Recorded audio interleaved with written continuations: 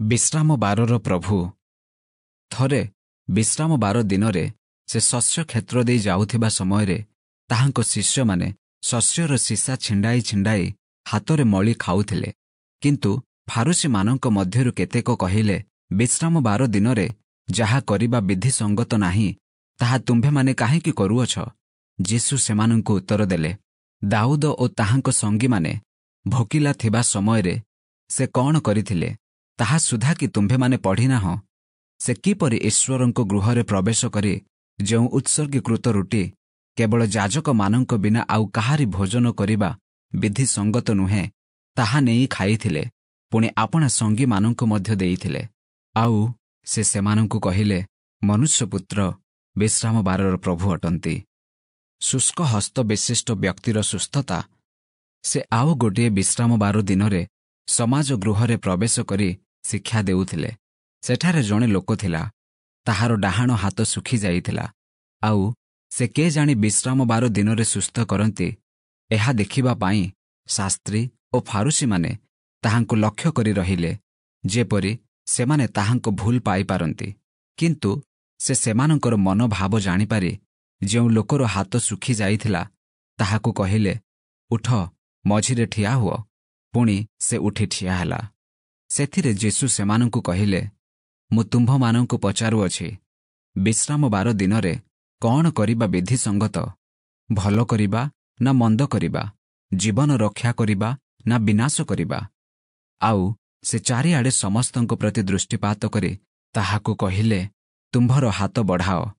ସେଥିରେ ସେ ତାହା କଲା, ଆଉ ତାହାର ହାତ ପୁଣି ଭଲ ହୋଇଗଲା। କିନ୍ତୁ ସେମାନେ କ୍ରୋଧରେ ପୂର୍ଣ୍ଣ ହେଲେ, ଆଉ ଯୀଶୁଙ୍କ ପ୍ରତି କ'ଣ କରିପାରନ୍ତି ସେ ବିଷୟରେ ପରସ୍ପର କଥାବାର୍ତ୍ତା କରିବାକୁ ଲାଗିଲେ। ଯୀଶୁଙ୍କ 12 ଶିଷ୍ୟ ମନୋନୟନ। ସେହି ସମୟରେ ସେ ଦିନେ ପ୍ରାର୍ଥନା କରିବା ନିମନ୍ତେ ପର୍ବତକୁ ବାହାରିଯାଇ ଈଶ୍ୱରଙ୍କ ନିକଟରେ ପ୍ରାର୍ଥନା କରୁ କରୁ ସାରା ରାତ୍ରି ବିତାଇଲେ। ସକାଳ ହୁଅନ୍ତେ ସେ ଆପଣା ଶିଷ୍ୟମାନଙ୍କୁ ପାଖକୁ ଡାକି ସେମାନଙ୍କ ମଧ୍ୟରୁ 12 ଜଣଙ୍କୁ ମନୋନୀତ କଲେ। ସେ ସେମାନଙ୍କୁ ମଧ୍ୟ ପ୍ରେରିତ ନାମ ଦେଲେ। ସେମାନେ ସିମୋନ, ଯାହାକୁ ସେ ମଧ୍ୟ ପିତର ନାମ ଦେଲେ, ଆଉ ତାହାଙ୍କ ଭାଇ ଆନ୍ଦ୍ରିୟ, ଯାକୁବ ଓ ଯୋହନ, ଫିଲିପ ଓ ବାର୍ଥୋଲୋମି, ମାଥିଉ ଓ ଥୋମା, ଆଲଫିଙ୍କ ପୁତ୍ର ଯାକୁବ ଓ ସିମୋନ, ଯାହାଙ୍କୁ ଉଦ୍ଯୋଗୀ ବୋଲି କହନ୍ତି, ଯାକୁବଙ୍କ ପୁତ୍ର ଜିହୁଦା ଓ ଇସ୍କାରିଓତୀୟ ଜିହୁଦା, ଯେ ତାହାଙ୍କୁ ଶତ୍ରୁ ହସ୍ତରେ ସମର୍ପଣ କଲା। ଯୀଶୁଙ୍କ ଶିକ୍ଷା ଏବଂ ସୁସ୍ଥତା। ଆଉ ସେ ସେମାନଙ୍କ ସହିତ ଓହ୍ଲାଇ ଗୋଟିଏ ସମତଳ ଭୂମିରେ ଠିଆ ହେଲେ। ପୁଣି ତାହାଙ୍କର ଅନେକ ଶିଷ୍ୟ ଏବଂ ସମସ୍ତ ଜିହୁଦିଆ ପ୍ରଦେଶ, ଜିରୁସାଲମ ଆଉ ସୋର ଓ ସିଦୋନର ଉପକୂଳରୁ ଅନେକେ ଉପସ୍ଥିତ ହେଲେ। ସେମାନେ ତାହାଙ୍କ ବାକ୍ୟ ଶୁଣିବାକୁ ଓ ଆପଣା ଆପଣା ରୋଗରୁ ସୁସ୍ଥ ହେବାକୁ ଆସିଥିଲେ। ଆଉ ଯେଉଁମାନେ ଅଶୁଚି ଆତ୍ମାଗୁଡ଼ାକ ଦ୍ୱାରା କଷ୍ଟ ପାଉଥିଲେ, ସେମାନେ ସୁସ୍ଥ କରାଗଲେ। ପୁଣି ଲୋକସମୂହ ତାହାଙ୍କୁ ଛୁଇଁବାକୁ ଚେଷ୍ଟା କରୁଥିଲେ, କାରଣ ତାହାଙ୍କଠାରୁ ଶକ୍ତି ବାହାରି ସମସ୍ତଙ୍କୁ ସୁସ୍ଥ କରୁଥିଲା। କେଉଁମାନେ ଧନ୍ୟ? ସେ ସମୟରେ ସେ ଆପଣା ଶିଷ୍ୟମାନଙ୍କୁ ଦେଖି କହିଲେ, ଦିନହୀନ ଯେ ତୁମ୍ଭେମାନେ ଧନ୍ୟ, କାରଣ ଈଶ୍ୱରଙ୍କ ରାଜ୍ୟ ତୁମ୍ଭମାନଙ୍କର। ବର୍ତ୍ତମାନ କ୍ଷୁଧିତ ଯେ ତୁମ୍ଭେମାନେ ଧନ୍ୟ, କାରଣ ତୁମ୍ଭେମାନେ ପରିତୃପ୍ତ ହେବ। ବର୍ତ୍ତମାନ ରୋଦନ କରୁଅଛ ଯେ ତୁମ୍ଭେମାନେ ଧନ୍ୟ, କାରଣ ତୁମ୍ଭେମାନେ ହାସ୍ୟ କରିବ।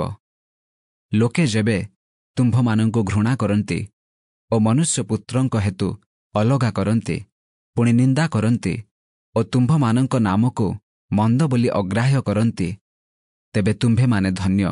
ସେହିଦିନ ଆନନ୍ଦରେ ନୃତ୍ୟ କର, କାରଣ ଦେଖ, ସ୍ୱର୍ଗରେ ତୁମ୍ଭମାନଙ୍କର ପୁରସ୍କାର ପ୍ରଚୁର।